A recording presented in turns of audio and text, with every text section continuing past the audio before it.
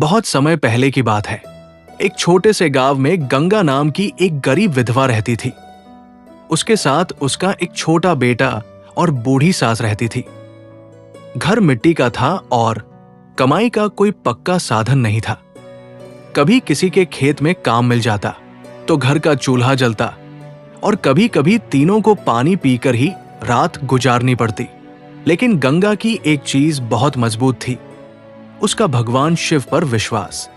सावन का महीना आते ही वो रोज सुबह गांव के पुराने शिव मंदिर में जाती। घर में पूजा के लिए कुछ नहीं होता तो रास्ते से बेलपत्र चुन लाती और मंदिर में चढ़ा देती। एक दिन सावन का सोमवार था। सुबह से ही तेज बारिश हो रही थी। उसकी सास ने कहा, बेटी आज मंदिर मत जा, रास्ता बहुत खराब है। गंगा मुस्कुराकर बोली, मां आज सोमवार है, भोलेनाथ के दरबार में जाने के लिए रास्ता नहीं देखा जाता। वो एक लोटे में पानी लेकर मंदिर पहुंच गई। शिवलिंग पर जल चढ़ाकर उसने हाथ जोड़ लिए। भोलेनाथ, मैं आपसे अपने लिए कुछ नहीं मांगती, बस मेरे बच्चे को कभी भूखा मत रखना।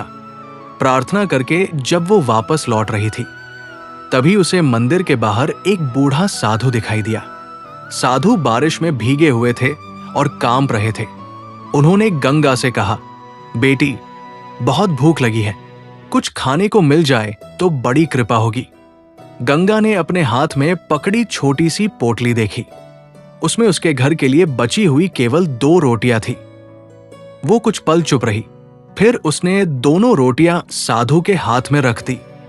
साधु ने पूछा, बेटी अब अपने बच्चे को क्या खिलाएगी? गंगा ने शिव मंदिर की तरफ देखते हुए कहा, जिसने आज आपको मेरे सामने भेजा है वही मेरे बच्चे के लिए भी कुछ भेज देगा। साधु ने गंगा को ध्यान से देखा और बस इतना कहा, बेटी विश्वास रखना, आज तुम्हारे घर में जो होगा उसे देखकर तुम खुद समझ जाओगी कि महादेव अपने भक्तों की परीक्षा क्यों लेते हैं। गंगा साधु की बात समझ नहीं पाई। वो बस उन्हें प्रणाम करके अपने घर की ओर चल पड़ी। घर पहुंची तो उसका बेटा दरवाजे पर बैठा था। मां बहुत भूख लगी है। गंगा ने बेटे को सीने से लगा लिया। थोड़ी देर रुक जा बेटा। लेकिन घर में खाने के लिए कुछ भी नहीं था। गंगा ने चूल्हे के पास जाकर खाली बर्तन देखा। उसकी आंखों में आंसू आ गए। एक पल के लिए उसे लगा कि शायद उसने गलती कर दी। अगर वो रोटियां घर ले आती तो कम से कम आज बच्चे का पेट भर जाता। तभी उसकी सास ने धीरे से कहा, बेटी दुख मत कर, तूने जो दिया है वो किसी साधारण इंसान को नहीं दिया, भगवान सब देख रहे हैं। गंगा ने हाथ जोड़कर कहा, मां मुझे अपने फैसले का दुख नहीं है, बस बच्चे को भूखा देखकर मन टूट जाता है। उसी समय दरवाजे पर दस्तक हुई। गंगा ने दरवाजा खोला तो गांव का एक किसान खड़ा था। उसके हाथ में अनाज की एक बड़ी बोरी थी। किसान बोला, बहन आज सुबह खेत में काम करते समय मुझे पता नहीं क्यों तुम्हारा ख्याल आया। घर में अनाज ज्यादा था, सोचा तुम्हें दे दूं। गंगा की आंखों से आंसू बह निकले। उसने आसमान की तरफ देखा, भोलेनाथ। लेकिन कहानी अभी खत्म नहीं हुई थी। अगली सुबह वही साधु फिर गंगा के घर के बाहर खड़े थे। गंगा ने उन्हें देखते ही प्रणाम किया। साधु बोले, बेटी कल तुम्हें भगवान ने एक मुट्ठी अनाज दिया था, आज मैं तुम्हारी दूसरी परीक्षा लेने आया हूं। गंगा चुपचाप उनकी बात सुनती रही। साधु ने कहा, अगर तुम्हारे पास बहुत धन आ जाए तो क्या तुम अपनी भक्ति भूल जाओगी? गंगा ने तुरंत कहा, नहीं बाबा, अगर तुम्हारे सारे दुख खत्म हो जाएं तभी नहीं, और अगर मैं तुम्हें इतना धन दे दूं कि तुम्हें जिंदगी भर किसी के घर काम न करना पड़े। गंगा ने कुछ पल सोचा और बोली, बाबा धन मिले तो मैं उसे अपने लिए नहीं, जरूरतमंदों के लिए इस्तेमाल करूंगी, लेकिन महादेव का नाम कभी नहीं छोड़ूंगी। साधु मुस्कुराए। उन्होंने कहा, तो फिर कल सुबह मंदिर जरूर आना। ये कहकर साधु वहां से चले गए। गंगा उन्हें दूर तक देखती रही। उसके मन में एक सवाल बार बार उठ रहा था, आखिर ये साधु कौन था जो उसकी जिंदगी की हर बात जानता था? अगली सुबह गंगा सूरज निकलने से पहले ही उठ गई। उसने घर का काम जल्दी जल्दी निपटाया और अपने बेटे से कहा, बेटा, मैं मंदिर जा रही हूं, दादी के पास रहना। बेटे ने पूछा, मां, क्या मैं भी चलूं? गंगा मुस्कुराई, आज नहीं बेटा, मैं जल्दी वापस आ जाऊंगी। वो मंदिर पहुंची तो वहां कोई नहीं था। बारिश के बाद मंदिर के चारों तरफ मिट्टी की खुशबू फैली हुई थी। गंगा ने शिवलिंग पर जल चढ़ाया और हाथ जोड़कर बैठ गई। कुछ देर बाद वही साधु मंदिर के दरवाजे पर दिखाई दिए। उन्होंने कहा, गंगा, आज मैं तुमसे आखिरी सवाल पूछने आया हूं। गंगा ने सिर झुका लिया। पूछिए बाबा। साधु बोले, मान लो तुम्हारे सामने एक तरफ बहुत सारा धन हो और दूसरी तरफ एक गरीब परिवार हो जिसे उस धन की जरूरत है, तुम क्या चुनोगी? गंगा ने बिना देर किए कहा, मैं गरीब परिवार को चुनूंगी। साधु ने पूछा, क्यों? गंगा बोली, क्योंकि धन दोबारा कमाया जा सकता है, लेकिन किसी भूखे के बच्चे की भूख का इंतजार नहीं कराया जा सकता। साधु कुछ देर तक उसे देखते रहे। फिर उन्होंने पूछा, अगर उस धन से तुम्हारे अपने बेटे का भविष्य बदल सकता हो? गंगा की आंखों में आंसू आ गए। वो बोली, अपने बच्चे से बढ़कर मेरे लिए कोई नहीं है बाबा, लेकिन मैं उसे ऐसा भविष्य नहीं देना चाहती जो किसी दूसरे के आंसुओं पर बना हो। साधु के चेहरे पर अचानक तेज चमकने लगी।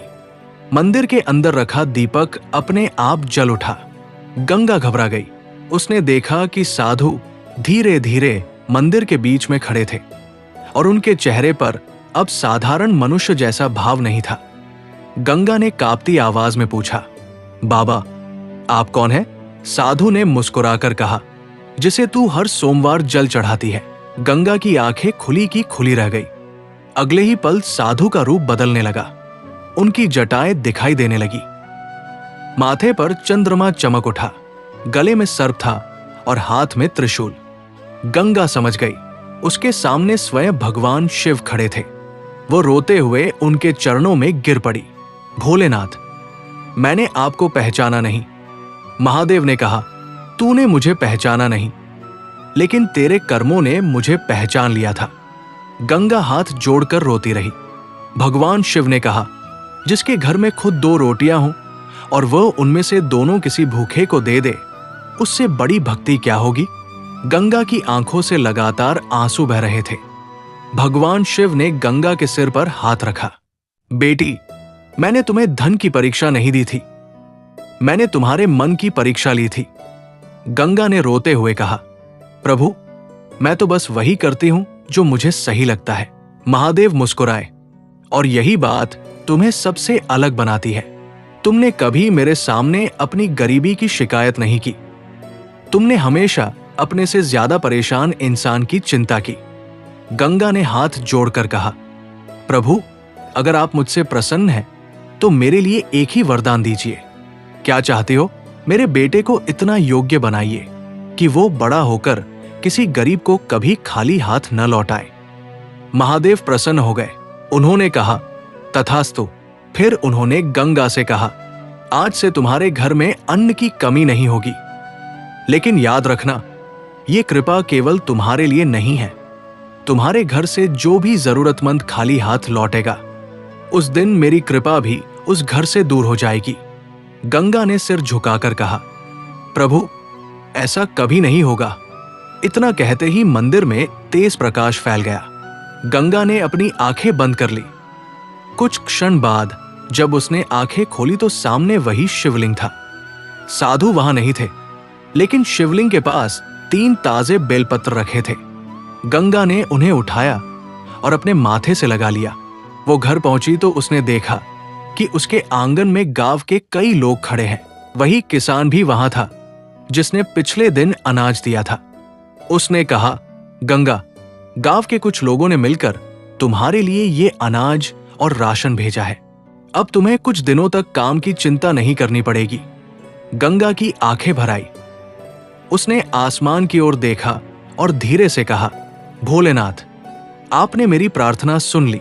उस दिन से गंगा के घर में जितना भी भोजन बनता, उसमें से एक हिस्सा हमेशा किसी जरूरतमंद के लिए रखा जाता।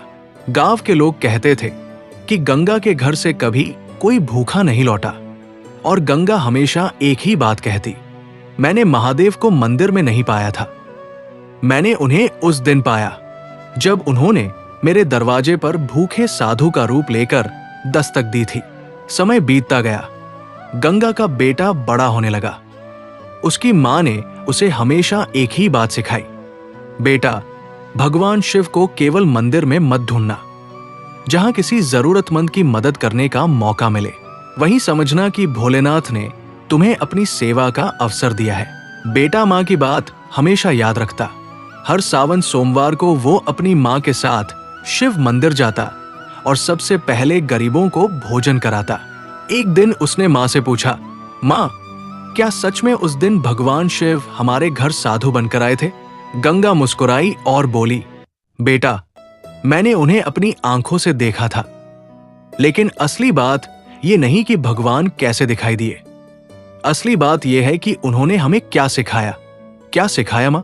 गंगा ने कहा, जब जीवन में हमारे पास कम हो तब भी किसी जरूरतमंद की मदद करना, क्योंकि भगवान को हमारी चीजों की जरूरत नहीं होती, उन्हें हमारे भाव की जरूरत होती है।